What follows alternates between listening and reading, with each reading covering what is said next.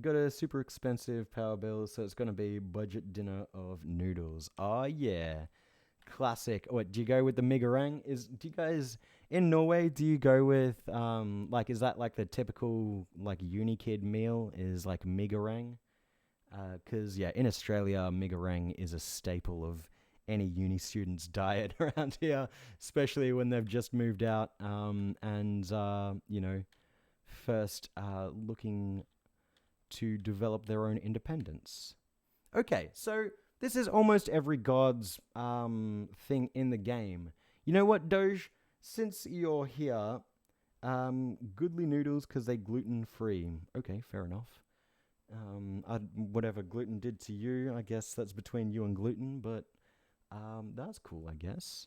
Anyway, we have a lot of altars here, a lot of altars that have a lot of different godly powers. I'll just very quickly run over them because there are so many. Um, but yeah, okay, so we got here Trog the Wrathful. Trog the Wrathful is very much, in fact, this is probably the worst thing that we could go because Trog abhors magic. So we would lose most of our ability to cast magic. So let's just ignore Trog. Let's move on to the next one, who is Makleb the Destroyer. And Makleb is pretty good, especially with magic, because you gain health from killing, so you become a more effective tank just by being more destructive in your ability. Can harness Makleb's destructive might, spend 1 HP to, I guess, cast a powerful spell.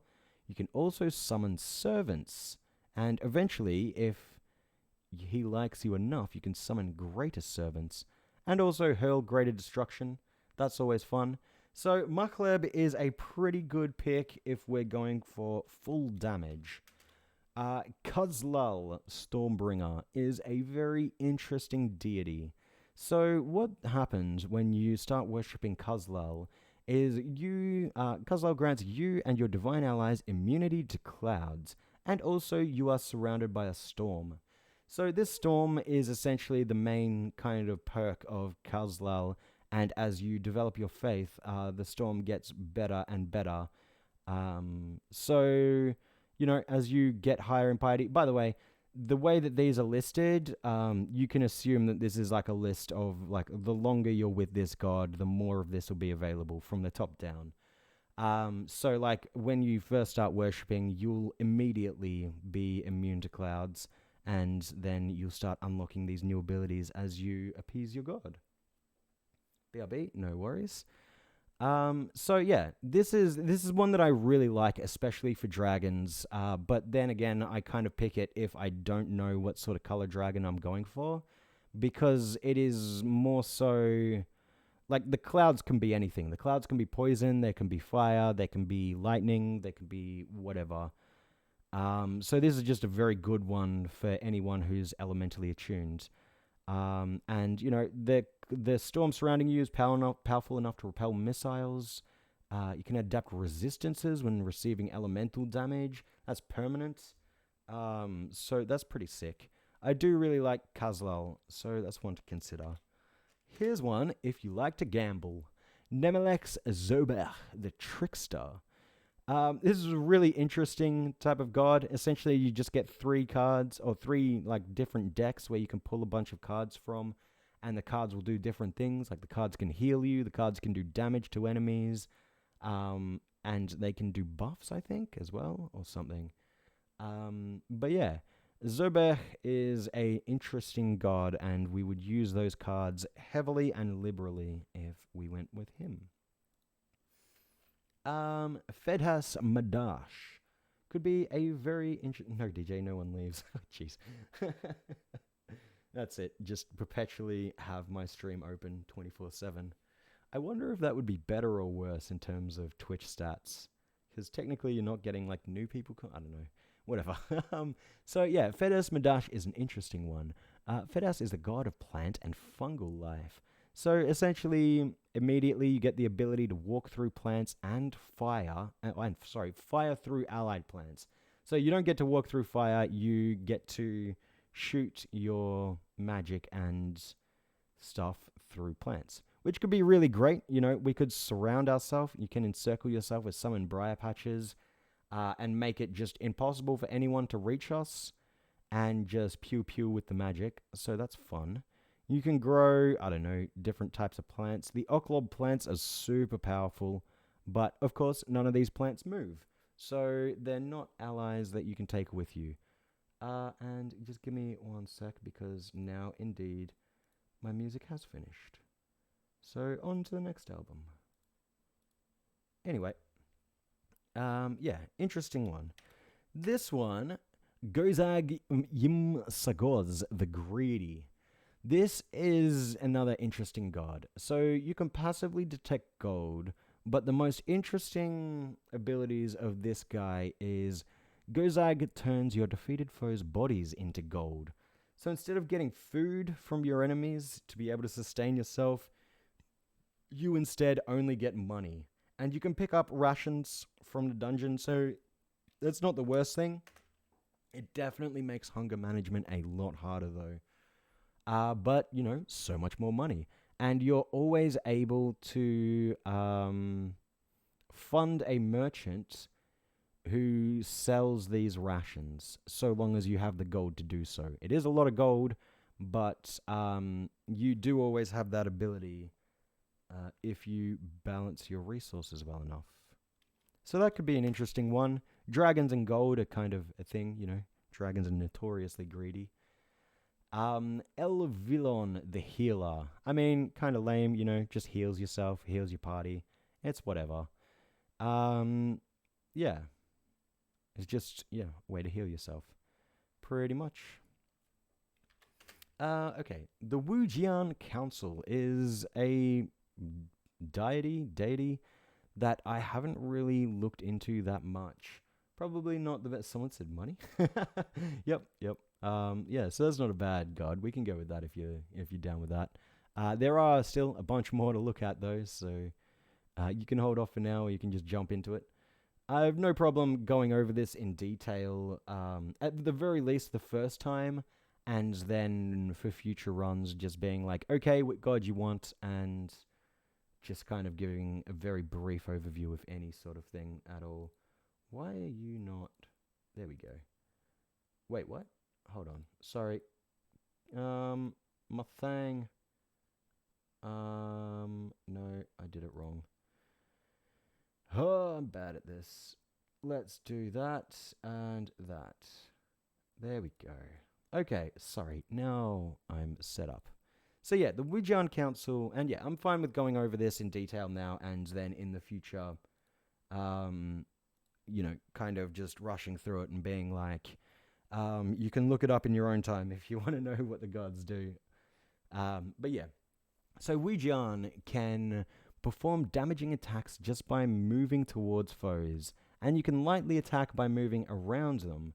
Can also perform airborne attacks. So this is really good for characters with fast movement. Draconians don't particularly have fast movement.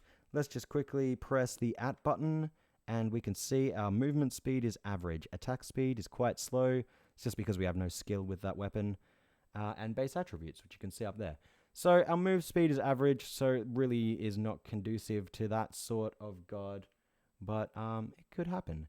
Anyway, Kikubakudga is a terrible demon god. So yeah, anyway, can receive cadavers and protects you from necromantic miscasts and death curses. Basically the god to worship if you're focusing necromancy. This guy, Warmaster Okawaru, essentially just gives you powerful weapons as you appease him more. That can be really good if you have like a build that gives you a bunch of allies to come with you, because, you know, you can dish them out powerful weapons. But we're not using weapons really, so it doesn't matter to us. Welcome back, Ariel. And, okay, Dithmenos the Shadowed. Dithmenos is a really good god if you're going with like a stealth build, because, you know, his basic ability is you radiate a small aura of darkness, enhancing your stealth and reducing the accuracy of your foes. So just super powerful if you're like really going hard on stealth. You can just stealth kill everyone. And we do have some stealth, so that could absolutely help us. Because getting sneak attacks just makes it a lot easier to kill people. It's like a huge bonus to hit, and I think it's a huge bonus to damage as well. Uskayor the Reveler is an interesting god that I really haven't experimented like at all with. But yeah, Uskayor appreciates many forms of worship, but in the dungeon, most worshippers stick to the dance of combat. Uskayor appreciates the passion and rhythm of combat, rewarding followers for each strike they deliver, and for the damage they deal their foes. The longer the dance continues, the greater powers Uskayor offers. When the dance ends, Uskayor quickly loses interest.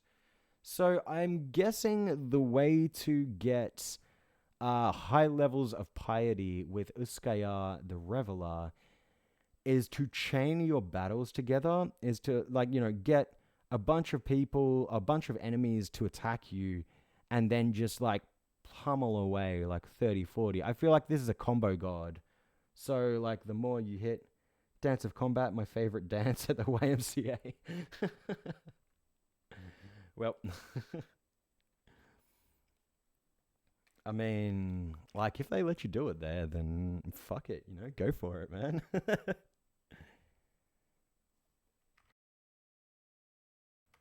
I guess technically the haka is a dance of combat, so, you can dance without inherently murdering people.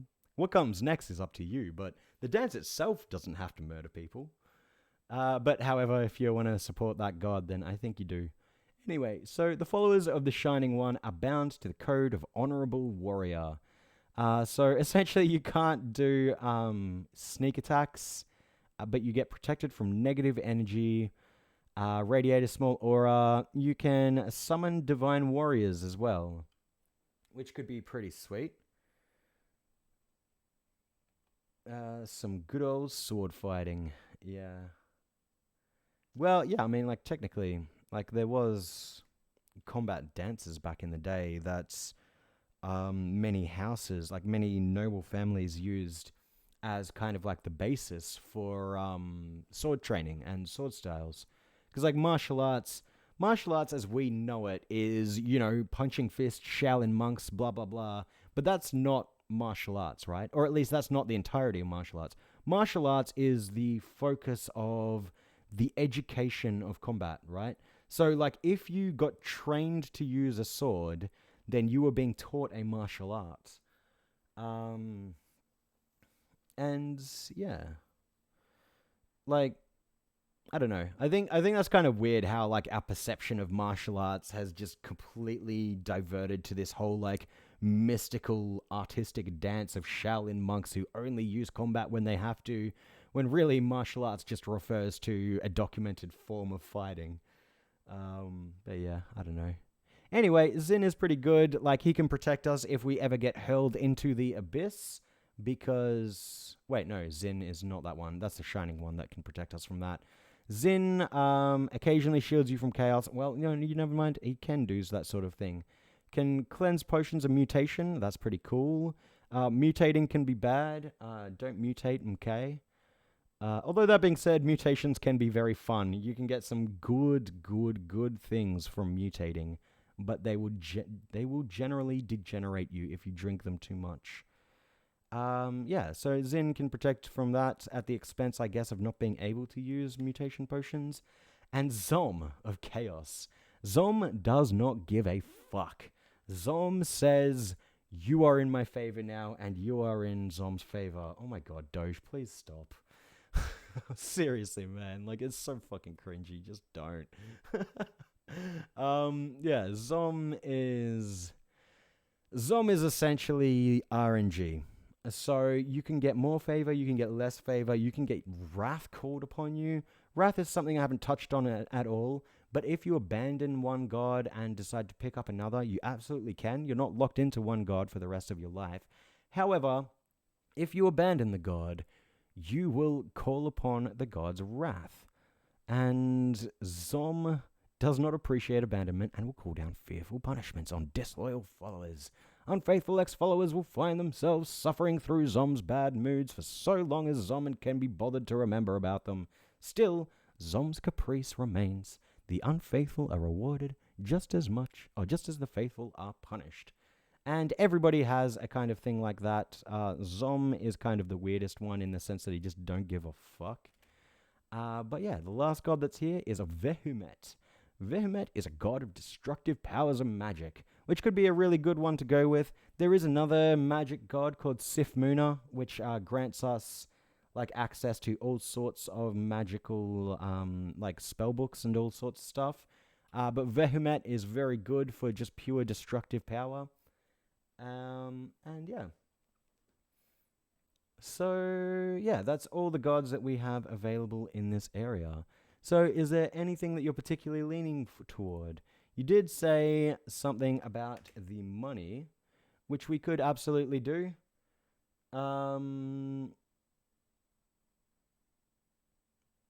Yeah, it costs 38 gold to join, but we have 104, so we can afford to join Gozag. But yeah. Alternatively, we could go something with a high level of destruction, like, big magic abilities. We could go something that gives us, like, just kind of passive defensive abilities. We could go with something that, allows us to alter the battlefield and keep us protected while we lob our magic. Make me Elon Musk? No, actually. I mean, like, there's no there's no techno god in this, unfortunately. I guess we could march you to the beat, but like, I don't know if that's really Elon Musk. How would you build Elon Musk in this game? By all means, let me know.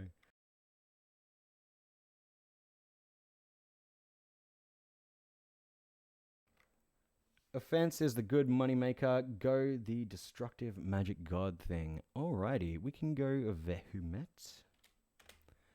Alright, so he's granted powers. Oh wait, what the fuck's going on here? That costs no piety or anything to use. You just get it?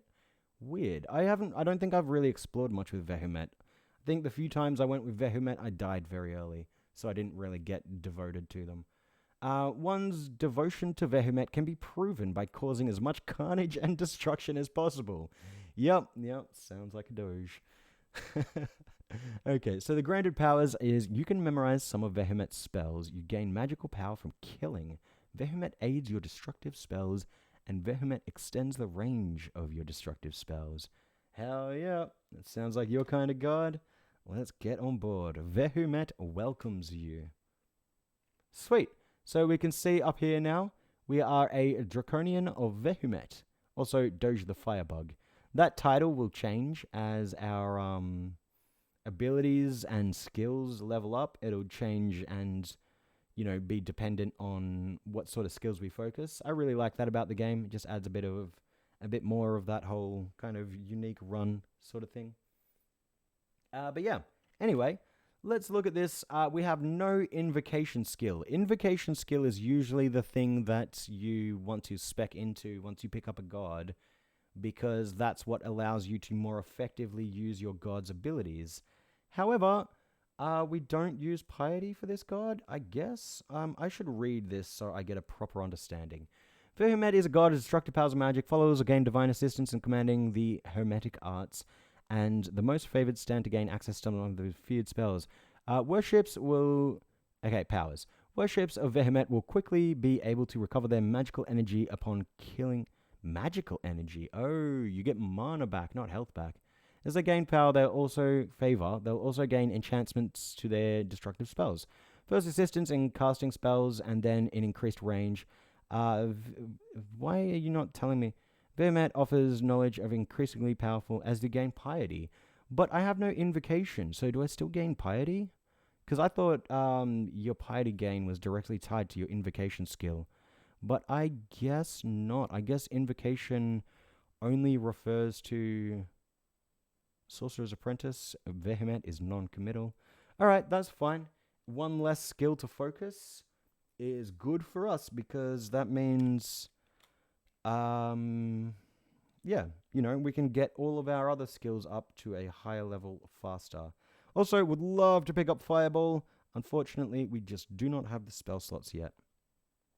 2 orange potions sounds good to me. Let's go with our thing. This spell right here. Inner Flame. Got him. Good. So as we send these sprites after him, oh my god, he just fucking exploded. And yeah, that's the benefit of Inner Flame. You can just cause massive explosions. And, you know, if we went with the Stormbringer, these, like that other god that I was talking about that makes the clouds around you, we would be totally immune to these because this is a cloud of flame. So that's pretty interesting, but that's okay. That's just a bit of how, like, how synergy works in this game. Cool. Yep. Kill that lizard. Eat his flesh. Go on, murder the snake. There we go. Let's grab this ration. Chop this snake up. And yeah. Let's get to level 7. Uh-oh. Don't hit me. It's just a howler monkey. I don't care. That's fine. Doggos. Doggo's gonna die. I should be spawning back here. Yep, there we go. Everyone's dead. It's what you like to see. Another... Oh, those guys don't trigger those traps. Interesting. I expected him to trigger that teleport trap that's right there. Let's not just walk onto it, though. I suppose there's no reason I couldn't just walk onto it. Well, he's noticed us now. Ant, don't do it. Ha ha! Our mace is so fucking powerful. So, you know, it really could be worth speccing a little bit of skill into that mace. Just because it is so strong. But then again, we are with Vehumet, so we get mana back every time we kill something. Which means there's even less incentive to spec into melee weapons. Well, there's Sifmuna. So yeah, let's just take a look at Sifmuna. Sifmuna, the Lawminder, which is probably the best god to go with if you're a generalist magician. But, of course, you know, we're not generalist, we are specialist. We are focusing on destructive abilities of fire. So, we're pretty good with Vehumet. However, yeah, Sifmuna is really good because you can call upon Sifmuna for magical energy, essentially convert some of your piety and some hunger directly into mana, which is great. Can freely open your mind to new spells. You don't have to worry about spell slots. You can just learn them. That's awesome. You can freely call upon Sifmuna to cast any spell from your library. Don't have to worry about fail chance. All you have to do is be like, yo, Sif, you got my back, right? And Sifmuna will gift you books as you gain piety, which is a super nice deal because magic books are sometimes easy to come by and sometimes very hard to come by. Why the fuck? I guess it makes sense. There's 2 orc wizards here. Whatever. We can send in the murder drones. Huh. Oh, wait. Not done yet. Excuse you? How dare you go invisible?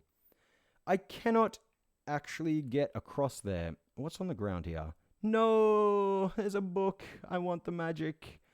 Can I fly? Is there any way that I can fly? I may have a potion of flying. So, let's just examine some of these. Potion of magic, I mean, cool. Magic is great. Potion of degeneration. I will never use that. Because it's not one you want to use. Oh, that's it. That's the whole floor.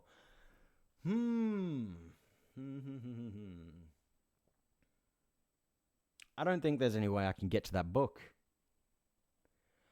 Unless I just randomly drink potions. I did sniff out the degeneration potions, so at least I won't accidentally drink one of those. I really don't have any faith that any of those are potions of flight, though. So let's just move on. If I find a ring of flight, or if I find spells that can allow us some flight, or even a scarf or cape. We haven't found any equipment yet. We've only found armor. You can wear gloves and boots and And a cape, and you can wear a hat as well as a dragon, as a draconian. But we have not had any luck finding any of those. And it would be really nice to find those things because that is free AC. Oh, please die. Thank you. Boomerang! Don't need it. It's fine. Ijib. Oh god, Ijib's scary. This guy is usually quite strong. He has a wand of digging. Oh, she. Oh, my mistake. Well, there you go. She has a wand of digging. She's wearing, +3 scale mail. Oh, boy. So that's really good that it's just a wand of digging. If it was a wand of acid, I would probably die. But no problems here. I can just keep summoning.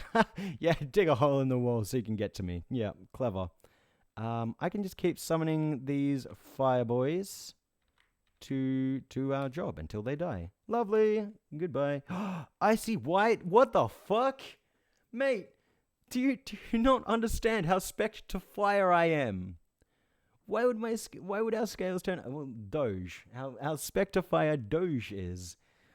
Why would the scales turn icy white? No, that's not how. Oh my god. Your fire magic skill decreases to level 3. You learn fire magic much slower. What the fuck? You learn ice magic much quicker. You can breathe waves of freezing cold. You can buffet flying creatures when you breathe cold. Really? Okay, well that's not bad. But why? Didn't like my color, fixed it though. Well, yeah, that's not bad. But what the fuck? Why ice? Like, I could have been fine if it was an acid dragon or something. Why ice? God fucking damn it. And that's really bad because it decreased our fire magic skill. And now we're at a -2 to learn fire magic. Oh my god. What sort of joke is this? Well, I guess that's how it be. Learned a valuable lesson here today. Don't specialize elemental magic if you're a dragon, because you may just cuck yourself. Anyway, let's check out how our fire breath works. Breathe frost. Oh my god, that did a lot of damage. And I'm pretty sure that can put people to sleep as well. I'm not sure if it's an area of effect or if it's just a single target. My breath still hasn't recharged, so let's just close that door and wait for the breath. There we go. Still asleep. You love to see it. You've got your breath. Why didn't I not? Wait, what? Oh, AD. AF is what I need to press. Okay, aim at the Crimson Imp. Murder the Crimson Imp in one shot. Those guys are pesky enemies because they teleport around it and they heal very quickly. Not super strong, but, you know, just really pesky. So to be able to one-shot them is lovely. You fail to use your ability. Go! Evocations, I don't think is what this relies on. It's a 5%. The reason evocations came up as a skill and it wasn't there before is because we picked up the Wand of Digging. And evocation is your ability to use things like wands and like special abilities on artifact items. So, yeah. I do believe that our breath weapon will just get easier to cast over time. Although, yeah, I really don't know if it's tied to a skill or not. But I don't think it is.